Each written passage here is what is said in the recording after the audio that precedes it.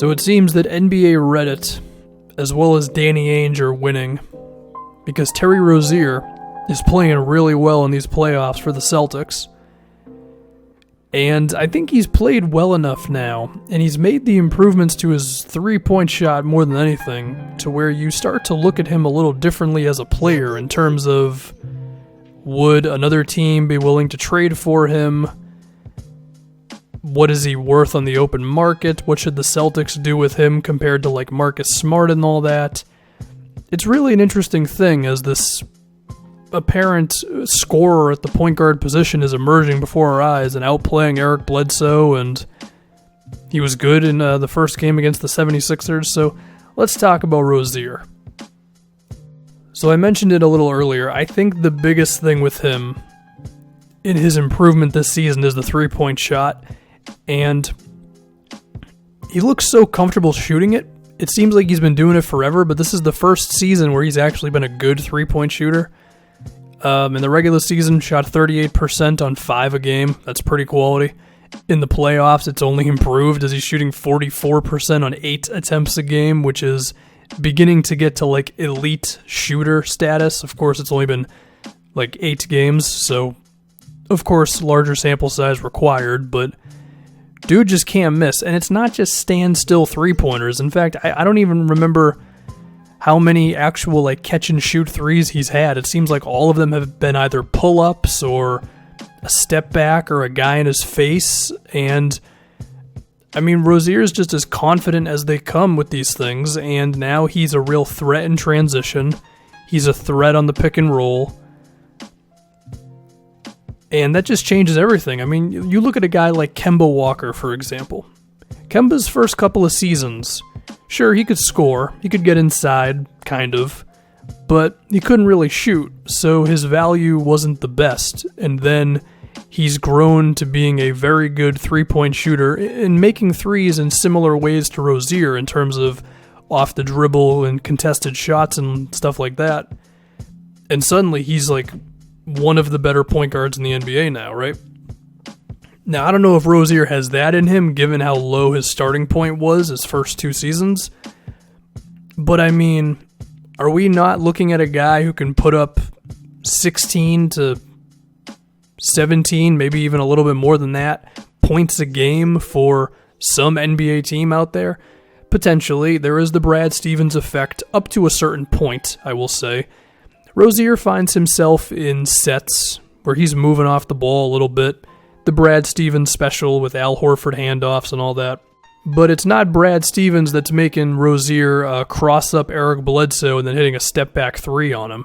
It's not Brad Stevens that's making Rozier just be super confident in transition when the defense backs up a little bit and he just pulls up from 3. So there's some real talent here that's coming out. And I think when you move past the scoring for Rozier and you move to the all-around game, the thing that's interesting with him is he's really good at not turning the ball over. In the playoffs, his turnover percentage is only 9%, which is really good. Throughout his career, his turnover percentage, I mean, this season it was at 8.5%. The worst it ever was his rookie season, and he's improved dramatically since then. And then you look at him as a rebounder. I mean, he's quietly like one of the best rebounding guards in the league. He got up to 5 boards a game this season. And among the guards in the league who actually play like actual minutes and all that, he was 10th in the league in defensive rebound percentage at 16.5, and then his overall rebounding percentage right around like number 10 as well. So dude's just growing an all-around game. I mean, I don't know if he's ever going to be like a big-time playmaker, but, you know, this is something I say a lot when it comes to scoring point guards. As long as you're able to not be a joke of a passer, to where you can recognize when a dude's open and you can run an NBA offense at least moderately well, and you never turn the ball over, which Rozier does, then that's all you need. Like, you don't need to average 10 assists if you can put up 17 points, be a threat from outside, and don't turn the ball over. And I think all of those things are on the table right now for Terry Rozier. I mean, his improvement has really just come out of nowhere. I mean, I know most improved player does not apply to the playoffs, but if it did, this would be a real case. And I think defensively, Rozier, he might have been a little better earlier on in his career because he was just super physical, and I think as he's dedicated more energy to offense, he's gotten a little worse on defense, but I don't think he's bad. So that's just a really solid all-around player. I mean, I don't know what the comparison for him would be. I attempted to do Season Finder in Basketball Reference to find a guy like him who's going to put up 17 a game, grab rebounds, make threes, not turn the ball over too often. It doesn't happen a lot through point guards. It's more of a shooting guard thing. Ray Allen did it a million times. So I don't really know. I guess where my brain is going to is picture Drew Holiday, but a little worse on defense. Or picture Kemba Walker, but averaging 7 less points a game and averaging a couple more rebounds. I don't know. Dude is good, is what I'm going to get at with Rozier. But now, this presents some interesting conversations for where does his career go? How do the Celtics react to all this? Is this sustainable? The three-point shooting is definitely sustainable. And I'll say now, the reason why I don't think he can be a big 20-plus point scorer, he's 6'2", he's not crazy athletic, and I think he's just not going to beat defenders in one-on-ones enough. I know he's had some success these playoffs, but I just think his defense has become a little bit more adjusted to him. He's not going to get into the teeth of the defense all the time, is what I'm getting at. But anyway, for the Celtics, they have some interesting decisions to make with Rozier. I think the big one is between him and Marcus Smart for that backup point guard position.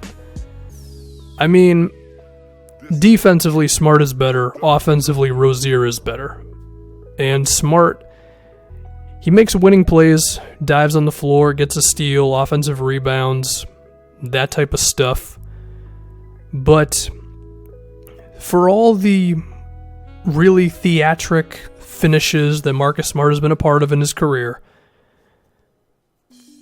if you can just have a dude who can hit from outside, that just might be better for you, because the effect of Rozier just spacing the floor and intimidating the defense could have a bigger impact than Marcus Smart's defense and big plays, because as we all know, the defense does not respect Marcus Smart at all from outside. And what might be even worse is that instead of being like Andre Robertson, where he kind of embraces the fact that he can't shoot and he does other things like grab offensive rebounds and cut to the basket and attack closeouts, Marcus will shoot the open three, and he's just not good, you know. I think at this point, given that he's now 24 years old and he really hasn't improved from outside at all, I think it's fair to think it's just never going to happen. Well, to his credit, he was a little teeny bit better this year. He crept up to 30% from outside, but, I mean, it is what it is with Marcus Smart, you know?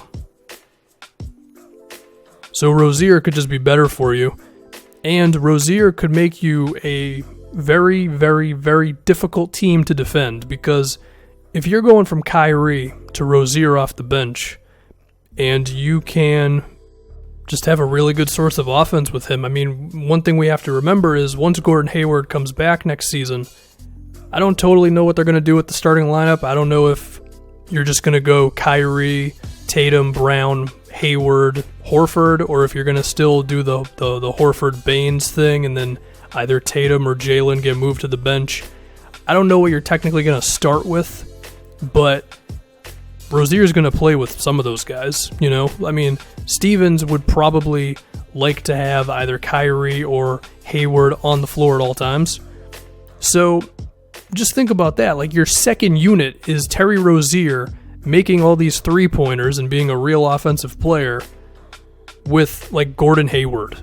And then you can just sprinkle in whoever else from there. I mean, whether Marcus Morris will be on this team past next season, I don't know, but you can just be a very, very tough team to defend, and then, you know, you still got all the defensive stuff. So it just gives you a lot of threats to score, and Marcus Smart, his departure from this team, if they were to allow him to go in free agency, or if they were to maybe sign him and trade him down the road. I mean, there's a chance you could see a drop-off on defense, because he is one of the best perimeter defenders in the league. But there's also a chance that you wouldn't, because, number one, Rozier's no slouch.